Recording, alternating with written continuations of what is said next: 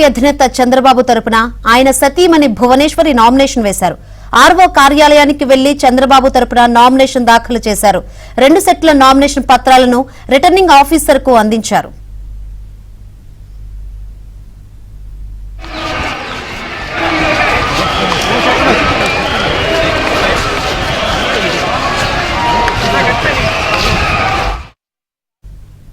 ముందుగా కుప్పంలో పలు దేవాలయాలతో పాటు చర్చి, మసీదులో భువనేశ్వరి ప్రత్యేక పూజలు, ప్రార్థనలు నిర్వహించారు.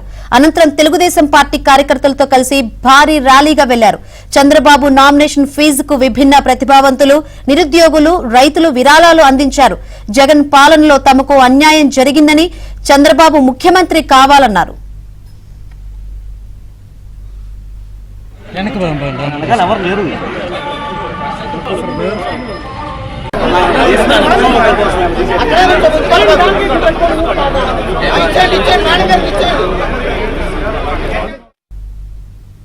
కుప్పంలో చంద్రబాబు తరపున నామినేషన్ వేయడం సంతోషంగా ఉందన్నారు భువనేశ్వరి. ఎన్నో ఏళ్లుగా కుప్పం ప్రజలు చంద్రబాబును ఆదరిస్తున్నందుకు ధన్యవాదాలు తెలిపారు. చంద్రబాబు నామినేషన్ కార్యక్రమం అంటే కుప్పంలో పండుగ వాతావరణం నెలకొందన్నారు. రాష్ట్రంలో వైసీపీ ప్రభుత్వం చేసిన అరాచకాలకు ప్రజలు చరమగీతం పాడేందుకు సిద్ధంగా ఉన్నారన్నారు. వచ్చే ఎన్నికల్లో కూటమి ప్రభుత్వానికి ఓటు వేయాలని ఈ సందర్భంగా భువనేశ్వరి పిలుపునిచ్చారు.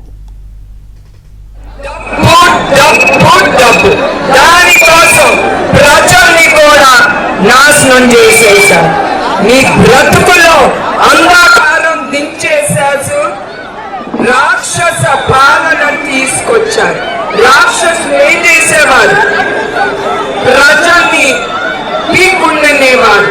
అట్లాంటిది ఇప్పుడు ఈ రాక్షస ప్రభుత్వం వచ్చి ప్రజలందరినీ పీక్కుందంటాను.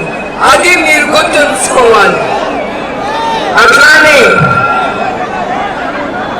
మనందరం ఒకటి, ఎవ్వరూ మనందరినీ విడదీయలేరు.